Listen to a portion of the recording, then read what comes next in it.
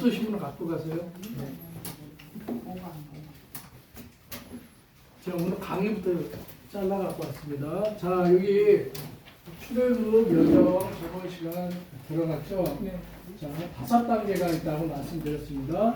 람셋에서 시내산까지 여정이 있고, 두 번째 시내산 안에서만 자, 있는 여정이 있고, 세 번째 시내산에서 가데스 바네아까지 세 번째 여정, 네 번째가 바람 광야, 이 광야에서만 37년 6개월 동안 계속 뺑뺑이를 돌게 하신 하나님께서 마지막 가데스 바네아로 들어가는 이 5가지 여정이 있습니다. 제가 이거 잠깐만, 제가 원래 다음 시간부터는 지도는 PPT를 해갖고 보여드릴게요. 임시로 그렸는데요. 이게 가나안 땅입니다. 가나안 땅인데 가사라는 곳, 제가 왕해도로, 족장도로, 해안도로로 했을 때 이 가사라는 지역을 제가 말씀을 드렸어요. 가사는 어디냐? 이집트의 막강한 군대가 진을 친 이곳이에요. 그래서 하나님께서는 이 가나안으로 변화했을 때 절대 해변길로 가지 마라.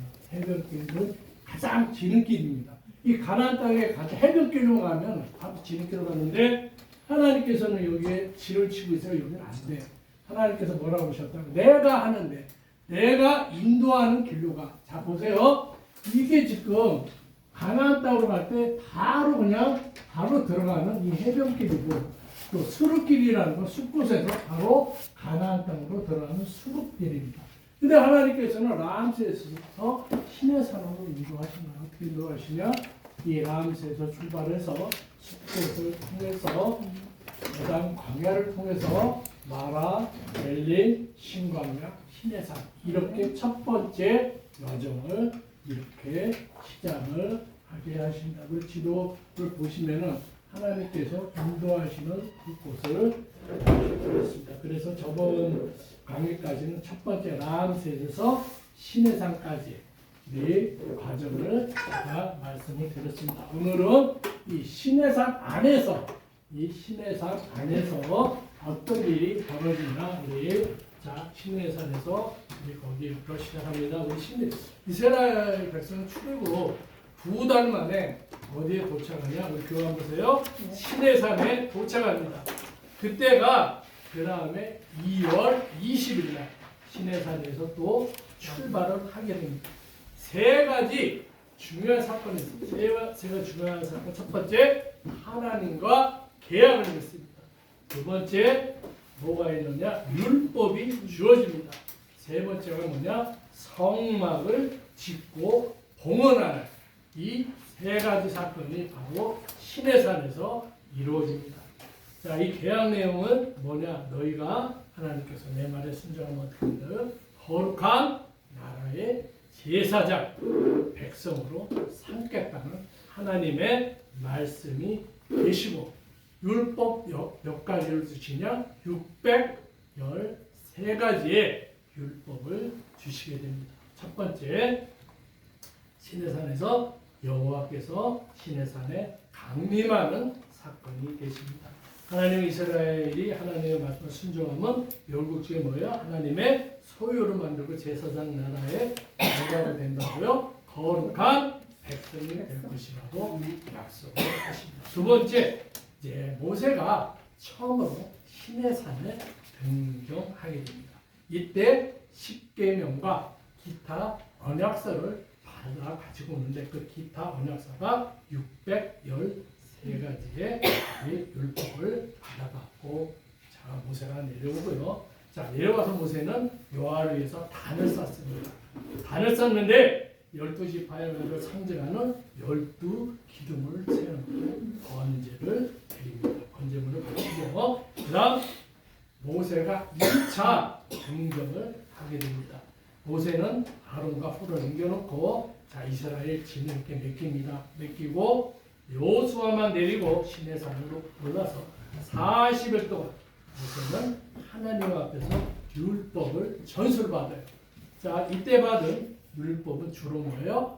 성막을 지을 때 그 식양에 대해서 하나님께서 구체적인 구체적인 그 말씀을 하시기 때문에 모세가 시내산에 있는 기간이 그만큼 길어졌던 거예요. 자, 그러자 모세가 하산하자 어떻게 됐어요? 정원의 기명을 수치를 각각 받아 적는데 30일이 걸렸다고 했죠. 근데 백성들은 너무 안 내려오니까 지도자를 잃었다고 생각합니다. 지도자를 잃었다고 생각한 이스라엘 백성은 뭘 합니까? 거기다가 우상숭배 금 송아지 우상을 만드는데 이것도 다 이유가 있습니다. 자, 생각해 보세요. 이스라엘 백성이 그 금송아지를 어떻게 생각해서 만들었겠어요? 다 이게요. 이스라엘 이 백성이 애굽에 있을 때 노예 생활할 때 그쪽에 신을 많이 본 거예요. 그쪽 신을 봐갖고 그대로 본따갖고 만든 겁니다. 그 신이 누구냐? 첫 번째 이집트의 멤피스라는 저기 지도에 보면 성경에 노비라고 돼 있어. 이 멤피스 지역에 아피스 소가 있어요. 아피스라는 소 신상이 있어. 그거와 또 여기에 이 지도에 헬리오폴리스라고 있습니다. 이것도 완전 우상으로 섬기는 도시예요. 헬리오폴리스에서도 똑같은 소 신상이 있습니다. 이 소 신상을 상상하면서 금 송아지를 만들기 시작을 했어요. 그래서 어떻게 합니까? 하나님께서 진노를 하시죠. 그러니까 모세가 어떻게 해요? 중보기도를 하잖아요. 하나님께. 뭐래요? 자기를 자기 하나님의 생명책에서 지워달라고 애끓는 기도를 드리고 하나님께서 어떻게 하십니까? 진노를 일단은 유보하는 사건이 이 시내산에서 벌어집니다. 그리고 모세가 3차로 시내산에 오릅니다. 자, 거기서 또 율법을 전수받고 내려왔을 때 모세의 얼굴이 너무 광채가 빛났다고 그러죠. 그게 시내산 3차 등정 때 일어난 일이고 하산에서 성막 봉헌일에 헌물을 바치는 것은 모세가 3차 시내산 등정을 마치고 내려온 직후에 바로 시작이 됩니다. 그때는 이스라엘 백성이 시내산에 처음 도착한 지 약 3개월이 지났을 때 그 다음 성막 봉헌을 하는데 이스라엘 백성은 출애굽 후 이듬해 1월 1일 날 있었는데 성막을 짓는데 5달 반이 걸렸어요. 5달 반이 걸리면은 한번 생각해보세요. 첫째 올라왔을 때 40일, 또 둘째 40일입니다. 그래서 계산하면 5달 반이 되는 거예요. 자, 그 다음에 제사장 위임식을 시내산에서 갖게 됩니다. 아론의 그의 아들들 즉 나답, 아비후, 엘리에서, 이다말 하여금 성막 제사장의 직분을 앞으로 이 하나님께서 허락을 하십니다. 이 위임식은 7일간 반복되었고 7일의 위임식이요 8일째 이루어지는 그때 첫째 제사에서 여호와의 불을 어떻게 해요? 제물을 여호와의 불이 불사름으로써 성막에서 첫 번째 희생 제사가 바로 그 절정에 달하는 사건이 제사장 위임식 사건입니다. 그 다음 나답과 아비후가 그 다음 어떻게 돼요? 범죄를 저지릅니다. 자, 아주 심각한 범죄를 저지르는데 소위 다른 분의 분향을 드리게 되는 것입니다. 그래서 하나님이 진노하셔서 분향은 반드시 그 제단에 드려야 되는데 하나님 어떻게 해요? 제단에 다른 제단에 불을 드렸기 때문에 진노를 하시죠. 그래서 하나님께서 어떻게 됩니까? 나답과 아비후로 어떻게 돼요?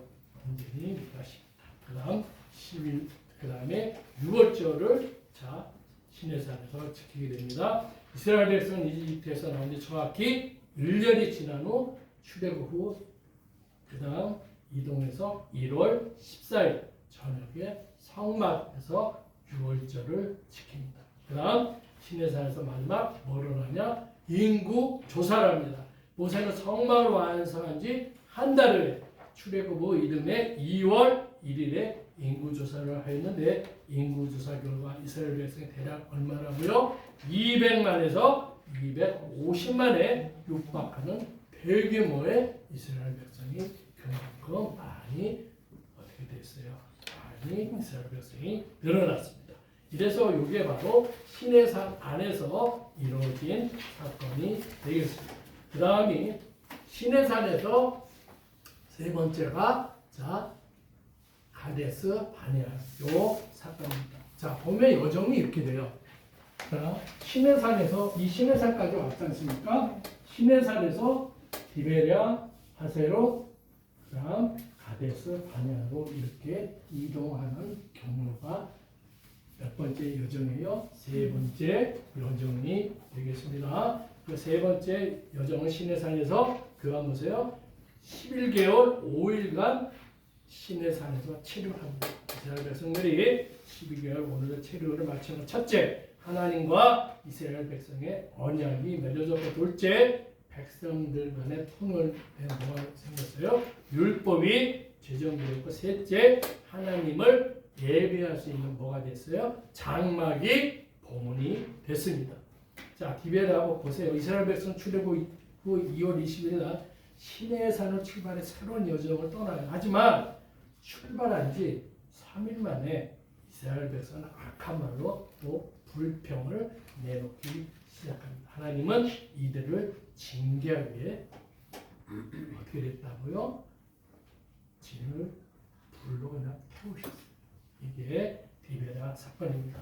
그 다음 기브론 합디야와 자 봅시다. 이스라엘 백성은 이제 만나의 실증을 느껴요. 계속 만나만 먹으니까 실증을 느낀 거예요. 고기를 달라고 그냥 불평을 쏟아놨습니다. 그래서 하나님이 뭘 주세요? 바다의 메추라기를 몰아오십니다. 이 불평하는 백성들에 자 어떻게 돼요? 하나님께서는 이 메추라기를 먹이시는 은혜의 하나님이 되십니다. 그리고 너무 모세가 지친 거예요. 백성들을 다시게 지치니까 70명의 장로를 지명해서 그를 모세를 보좌하게 만드십니다. 세 번째 하세롯이라는 지역이에요. 자, 모세가 바로 12명의 정탐꾼들을 뽑아 40일 동안 가나안을 탐지하고 돌아오도록 합니다. 하나님은 정탐꾼들의 부정적이고 불신앙적인 것을 보고 너무너무 진노를 하셨습니다. 모세의 중보기도에도 불구하고 이들에게 하나님께서는 가혹한 벌을 내리십니다. 또한 이 하세롯에서 어떤 사건이 있었냐면 모세가 부스 여인을 취했다는 이유로 미리암이 비난을 하죠. 미리암이 이 지역에서 문둥병에 걸립니다. 이게 바로 세 번째여서 시내산에서 가데스 바네아까지의 여정입니다. 그 다음 바란 광야에서 37년 6개월 동안 과정인데 이거는요 바란 광야에서 에시온 게벨에서 가데스 바네아 계속 하나님께서는 37년 6개월 동안 뺑뺑이를 계속 돌리시는 이 지점이 바란 광야 37년 6개월 동안의 과정이 되겠습니다. 자, 이 과정을 통해 한 가지 사건이 있어요. 레위 자손 고라와 르벤 자손 다단과 아람인 25명이 반란을 일으킵니다. 그 반란의 원인이 뭐겠어요? 바로 모세를 시기했기 때문에 시기심에 따라 반란을 일으키게 됩니다. 하나님이 어떻게 벌하시냐? 땅을 갈라져서 고라 일당 250명을 삼키게 하는 사건이 이 지역에서 이루어집니다. 또한 이스라엘 백성이 또 불평을 하기 시작합니다. 그래서 진중에 재앙을 내려 14,700명을 하나님께서 죽게 하십니다.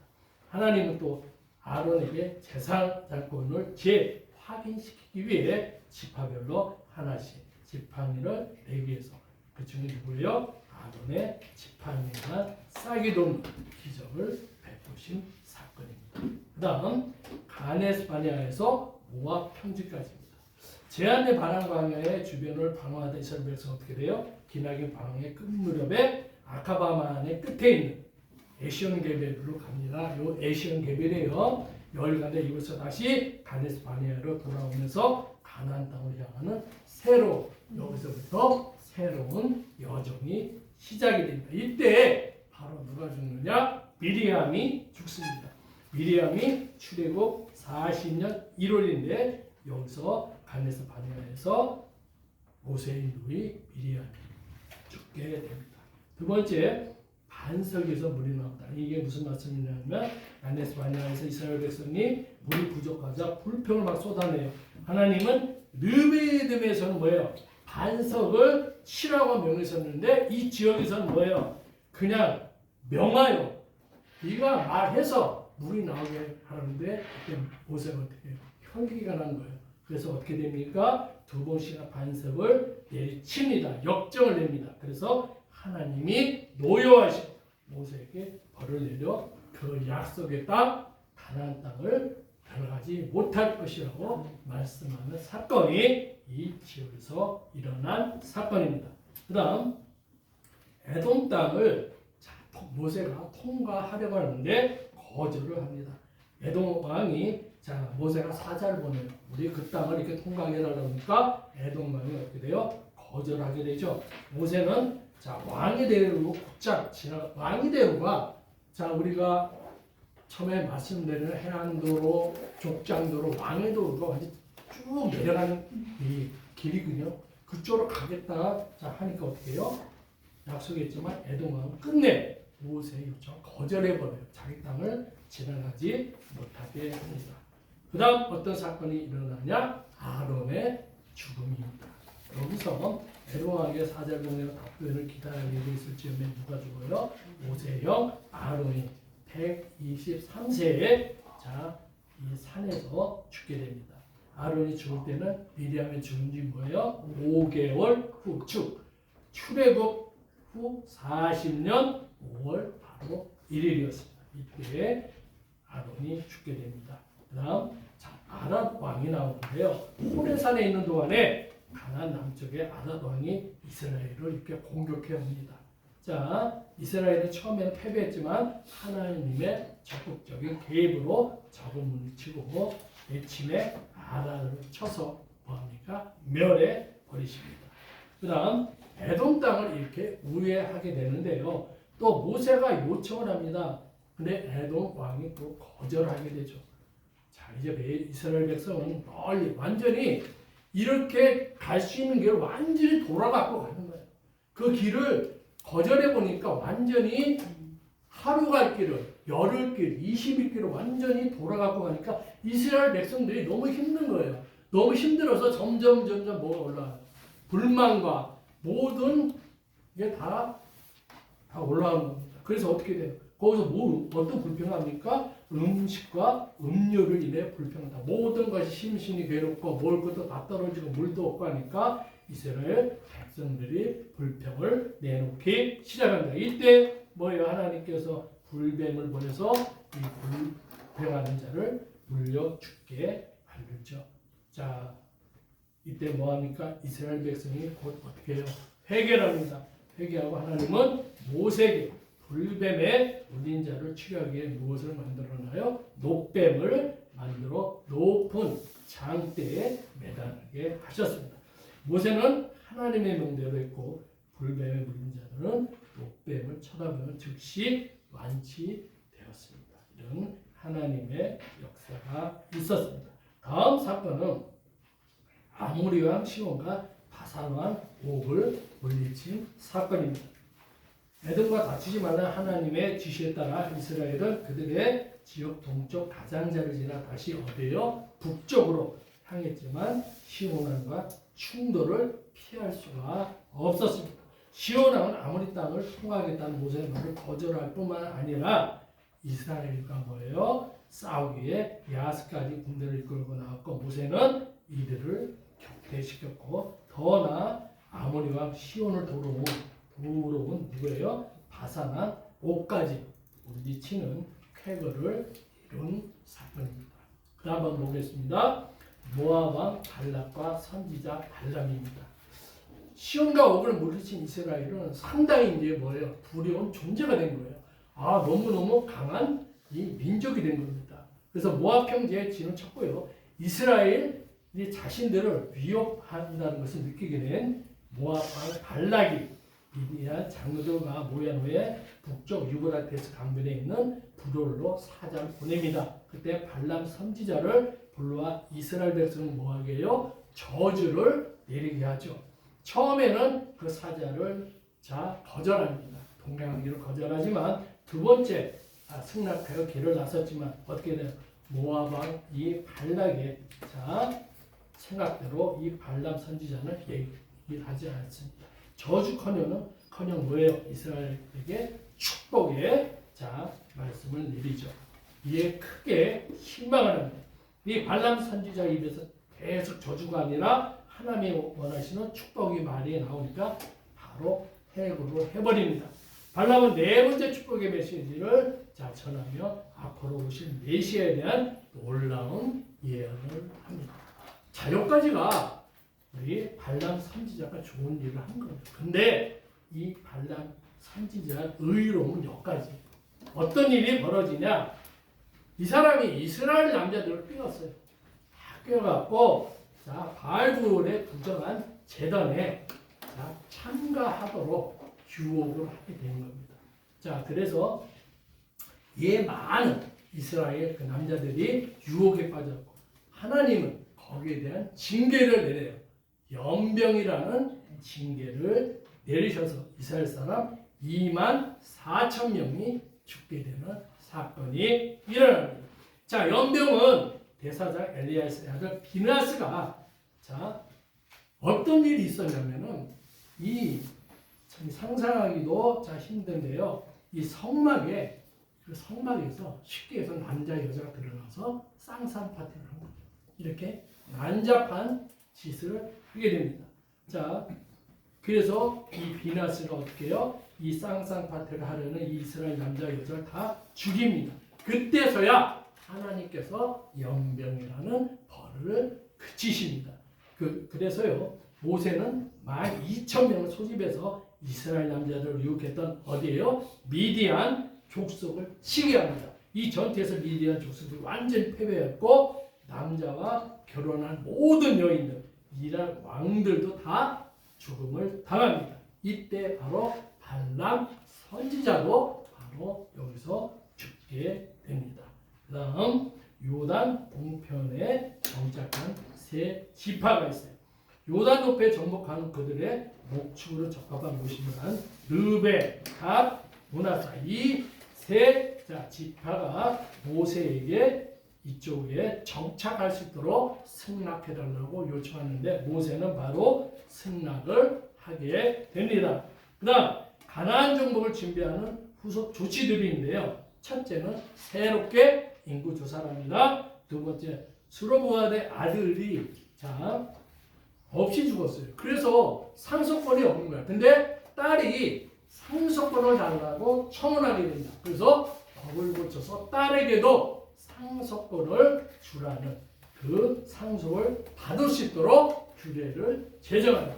셋째, 자신을 뒤를 모세의 뒤를 이은 누구예요? 여호수아를 새 지도자로 임명하는 사건이 나왔고요. 넷째, 모세는 백성이 가나안 땅에 들어가서 알아야 할 최종 훈계를 전달합니다.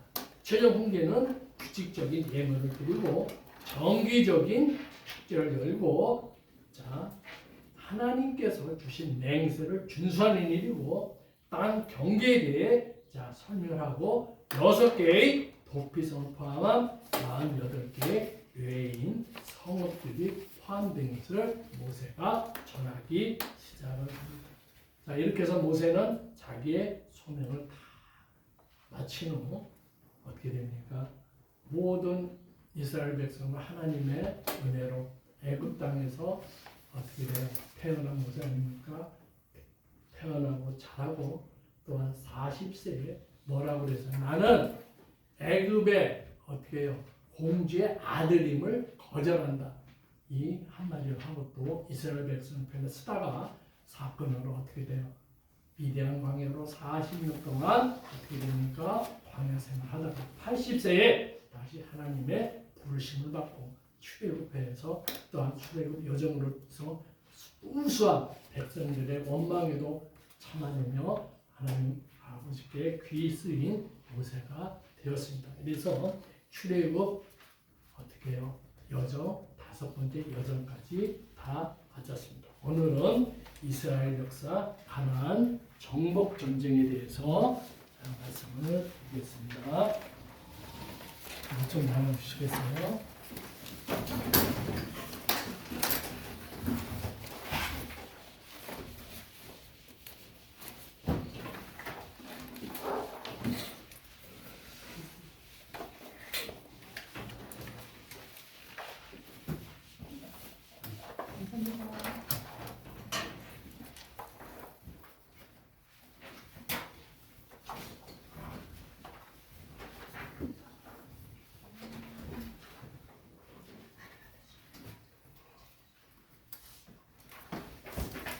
자, 우리 가나안 정복 전쟁입니다. 자, 그때 여호수아 1장 23절 결론적인 말씀 뭐예요? 너에게 주었으니 뭐예요? 가서 취하라는 하나님의 말씀이 계십니다.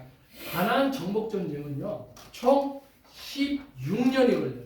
가나안 정복 전쟁은 16년이 걸립니다. 먼저 이 세상이 알아보기 전에 가나안 정복전의 16년 과정 통해 하나님이 세운 누구예요? 여호수아와 갈렙에 대해서 알아보고 또한 가나안 정복 기간에 대해서 좀 알아보도록 하겠습니다. 자, 첫 번째 가나안 정복의 새로운 지도자 여호수아에 대해서 알아보도록 하겠습니다. 첫 번째 언약을 성취를 위한 하나님이 이렇게 여호수아를 준비하게 하십니다. 하나님께서 모세가 죽은 후 지체하지 않고 언약을 성취하기 위해 누굴 세웁니까? 여호수아를 세웁니다. 자, 여호수아는 혈연상 모세와 아무 관계가 없죠. 오직 하나님의 구속사적 경륜 속에서 가나안 정복의 거사를 반드시 이루기 위한 뭐예요? 신앙의 족보를 따른 것입니다. 두 번째, 모세의 후계자 여호수아. 자, 부름을 받았을 때 여호수아의 나이가 몇 살입니까? 자, 모세가 자신이 죽기 전에 출애굽 40년이죠. 여호수아에게 안수하였으며 여호수아는 110세에 죽게 되는데 이때 주전 1390년이에요. 그럼 여호수아는 93세에 민족 지도자가 됩니다. 93세입니다. 자, 상당히 많은 나이죠. 자, 여호수아가 부름을 받았을 때가 93세라는 우리 가데스 바네아에서 정탐꾼으로 선택된 출애굽 2년 때는 몇 살이었냐? 55세였어요. 55세에 여호수아는 정탐을 하게 되었습니다. 두 번째, 모세 수정되었던 여호수아입니다. 모세가 하나님의 산에서 40주야 금식하며 하나님께 기도할 때 그중 여호수아도 함께했어요. 함께했던 여호수아가 됩니다. 여호수아는 해마간에서 모세가 하나님과 대화할 때도 끝까지 모세를 지켰던 사람이 바로 여호수아였습니다. 세 번째, 하나님의 명령을 온전히 순종함으로 가나안 정복을 완성한 여호수아입니다. 가나안 정복 전쟁은 하나님께서 이미 모세에게 내린 명령이었어요. 그러므로 여호수아는 정복 전쟁 과정에서 모세를 통해 지시받았던 명령들을 어김없이 그대로 순종하며 나아갔습니다. 하나님께서 전쟁을 시작하기 앞서 매번 여호수아에게 나타나서 승리를 약속해 주셨습니다. 그 승리의 비결은 가나안 땅을 주시기로 약속한 하나님께서 직접 싸워 주셨기 때문에 이 승리가 가능한 거지. 이스라엘 백성 자신 이 백성으로는 도저히 전쟁이 승리를 할 수가 없습니다. 그래서 우리 여호수아에 대해서 알아봤고요. 그 다음 알아볼 사람이 갈렙입니다. 자, 갈렙은 여호수아와 함께 모세의 시대를 이끌었던 갈렙인데 갈렙의 뜻이 뭐예요? 개같이 부러질까의 뜻입니다. 자, 갈렙은 우리 여호수아의 완전히 조력자예요. 조력자에서 이 약속의 땅에 대한 간절히 열망을 가지고 온전히 하나님을 쫓는 믿음의 사람이 바로 갈렙이었습니다. 그는 그나스 사람이다. 이 그나스라는 것은요 어느 지명이 아니에요. 그나스르라는 것은 지명이 아니고요. 이건 그냥 애독 족속 그냥 통틀어 통칭하는 얘기지 어느 지명이 아닙니다. 그러니까 쉽게 얘기해서 이 그나스라는 것은 이렇게 이 이스라엘 백성들이 이렇게 약간 비하하는 식으로 이렇게 얘기를 한 것입니다. 그래서 그렇게 알아주시면 되고 갈렙은요 원래 이방 족속이에요. 이스라엘 족속이 아닙니다. 갈렙은 에돔 족속이에요. 에돔 족속의 인물이 바로 갈렙입니다. 근데 갈렙은 에돔 족속이지만 어느 시간이 지나서 유다 지파의 소속이 됩니다. 이렇게 그나서 출신이었지만 12지파 중 가장 큰 유다 지파의 갈렙이 소속이 됩니다. 또 갈렙에 대한 철저한 언약 신앙인데요. 갈렙은 횃불 언약이 약 686년이 되도록 완전히 이루어지지 않고 있었지만 갈렙은 계속 소망을 품고 있었어요. 가나안 정복이라는 소망을 품고 있었습니다. 이 가나안은요, 가나안은 완전히 이 가나안 전 지역을 정복할 때는 언제였을까요? 다윗 때죠. 다윗 왕 때 통일을 해버립니다. 이 계속 뭐가 이루어져요? 전쟁이 이루어지고 가나안 정복 다음에 사사 시대 때도요 수많은 이스라엘 백성들이 어려움을 겪게 됩니다. 자, 그다음 우리 가나안의 정복 기간에 대해서 알아보도록 하겠습니다. 갈렙의 우리 나이를 통해서 가나안 정복이 몇 년이 걸렸냐 정확히 한번 추정해 볼 수 있어요. 첫 번째, 가나안 정탐할 때 갈렙의 나이 몇 살이에요? 40세. 아까 여호수아는 몇 세였죠? 55세였습니다. 갈렙은 40세 때 가나안 정탐을 했어요. 갈렙은 가데스 바네아에서 유다 지파의 대표자로서 12명의 정탐꾼 중에 하나를 뽑혔어요. 그때 나이가 몇 살이라고요? 40세였습니다. 우리 거기 말씀을 한번 읽어볼까요? 여호수아 14장 10절 내 나이 40세 여호와의 종 모세가 가데스 바네아에서 나를 보내어 이 땅을 정탐케 하고 이렇게 우리 하나님 말씀에 이렇게 나와 있습니다. 두 번째, 가나안 땅에 입성할 때 주전 1406년인데 이때 갈렙의 나이가 79세예요. 이스라엘 백성이 약 38년 광야에서 유리한 기간을 끝내고 가나안에 입성할 때 주전 몇 년이에요? 1406년에 갈렙의 나이가 79이 됩니다. 우리 말씀 한번 신명기 2장 14절 읽어볼까요? 가데스 바네아에서 떠나 세르시게를 건너기까지 38년 동안이라. 때에는 이스라엘 모든 군인들이 여호와께서 그들에게 맹세하신 대로 진중에서 다 멸절되었나니. 아멘. 세 번째, 주요 거점 정복을 마친 후 지파별로 기업 분배를 받을 때가 갈렙의 나이가 85세예요. 이게 갈렙이 헤브론 땅에서 분배받을 때가 85세였으므로 그때는 주전 몇 년이에요? 1400년입니다. 거기에 말씀 한번 읽어볼게요. 여호수아 14장 10절 이제 오소서 여호와께서 이 말씀을 모세에게 이르실 때로부터 이스라엘 왕의 행한 이 40년 동안을 여호와께서 말씀하신 대로 나를 생존케 하셨나이다. 오늘날 내가 85세인데. 아멘. 자, 한번 생각해보세요. 그러면 갈렙이 가나안 땅에 입성할 때가 몇 세였다고요? 79세예요. 그 다음 지파별로 이 갈렙이 분배를 받을 때가 몇 살?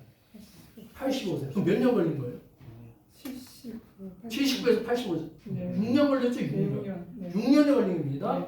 자, 1400년까지 약 6년 동안 주요 거점 이렇게 정복을 했어요. 정복을 계속 진행해 나가는 어떤 사람은 6년 걸릴 때 6년 걸린 게 아니라 계속 정복해 나간 거예요. 나가서 약 10년 동안 이 정착을 또 전쟁을 벌입니다. 그래서 가나안 정복 기간이 몇 년이라고요? 16년이 되는 거예요. 6년이 아니라 16년이 이렇게 되는 것으로 여러분들이 알아주셨으면 합니다. 자, 지금부터 가나안 우리 정복 세부 내용을 알아보는데 오늘은 이스라엘 정복 임무와 진보된 가나안 문화까지만 하고 마치겠습니다. 자, 이스라엘에 자 정복 임무가 내려집니다. 자, 이스라엘이 딱 가나안 땅에 들어갔는데 각각 도시들이 이렇게 그냥 흩어져 있는 거예요. 보기에는 그냥 가서 쉽게 그냥 이스라엘 민족들이 쳐서 자기가 정복할 수 있게끔 생각을 했는데 절대 그렇지 않아요. 자, 이스라엘은 무기도 없고요. 자, 군대도 없어요. 그냥 사람만 많을 뿐이에요. 근데 그 가나안 족속들은 뭐예요? 다 무장돼 있어요. 무장돼 그 호전적인 민족이랍니다. 1대1 붙으면 승산이 없어요. 그런 우리 그 지형을 갖고 있고, 자, 이래서 이스라엘 민족들이 큰 어려움을 겪게 됩니다. 두 번째, 가나안의 진보된 문화예요. 가나안은요, 우리 자 이스라엘 백성들이 가나안 땅에 40년 동안 있을 동안에 가나안 문화는 그 전부터 많이 발전이 됐어요. 특히 구리, 납, 금을 이용한 이 세분 기술은요 엄청나게 세계적으로도 유명하게 자 발전됩니다. 특히 자규류 같은 거는요 세계적으로 유명한 게 바로 이 가나안 지방의 자 문화입니다. 더욱더 중요한 게 있어요. 물질 문화가 이렇게 발달해서 그 물질 문화는 이스라엘 백성들이 받아들일 수 있어요. 아 그래 이거 앞선 문화니까 뭐 받아줄 수 있는데 두 번째 치명타가 있어요. 바로 뭐냐? 바알 숭배를 받아들이는 거예요. 이스라엘 백성들은 하나님만 의지하지 못합니다. 바알 숭배를 하기 시작을 합니다. 자 이유는 뭐예요? 이렇게 가난한 백성들이 이렇게 얘기하는 야 우리 자 문화 좋지 얼마나 발전했어. 니네 문화보다 훨씬 낫잖아. 근데 있잖아 이 문화를 이렇게 우리를 발전되게 하는 신분이 있어. 그 신이 바알 신이야. 여기다 한번 믿어볼래? 이런 식으로 이스라엘 민족에게 충고를 하게 되죠. 그래서 어떻게 합니까? 이스라엘 민족이 바알 신을 숭배하는 이 사건이 일어나게 됩니다. 하나님이 명령을 하셨어요. 그 전에 가나안 민족 다 그냥 멸해버리라고 했는데 그것을 듣지 않고 살려주면서 어떻게 해요? 이렇게 자기들이 이스라엘 백성 뭐예요? 바알 신을 숭배합니다. 사사시대 엄청난 이 많은 죄를 계속해서 이스라엘 백성들 어떻게 짓게 됩니다. 하나님의 진노가 계속 임하게 되는 겁니다. 이렇게 불순종한 우리 이스라엘의 모습을 볼 수가 있습니다. 마지막 공격 계획입니다. 모세의 가나안 공격은 분명히 모세로부터 이렇게 받았어요. 그 땅의 대략 중간 지점을 이렇게 동쪽으로부터 공격하고 남과 북 나눈 다음에 각 지파별로 이렇게 공격을 할 계획을 세워놓고 있습니다. 아마도 모세는 이런 생각을 여호수아에게 전했을 거예요. 근데 앞으로 이루어질 이 정복 전쟁은요 하나님께서 개입하신 전쟁인지 이스라엘 백성이 가서 무기로 싸워서 이기는 전쟁이 아닙니다. 오늘 여기까지 강의하고 다음 강의는 이스라엘 정복 4강부터 시작하는데 이 교환은요 다음 주까지 같이 해주시면 되겠습니다. 감사합니다. 할렐루야. 참으로 공부하시 하나님 감사합니다. 오늘 이렇게 이스라엘 또한 정복 전쟁을 통해서 하나님께서 이스라엘을 통해서 하나님의 역사하심을 나타내는 앞으로 일들겠습니다. 우리 인생도 마찬가지입니다. 내 자신, 내 주관대로 사는 인생이 아니라 온전히 하나님께 맡겨드리는 인생이 되는 겁니다. 그래야지 하나님 원하신 너희가 귀하게 쓰임을 받을 수 있을 거라 생각합니다. 내 자신을 내려놓고 내 자신을 철저하게 부인한 우리 삶이 될 수 있도록 주여 인도하여 주시옵소서. 예수 그리스도 이름 받들어 감사히 기도드렸습니다.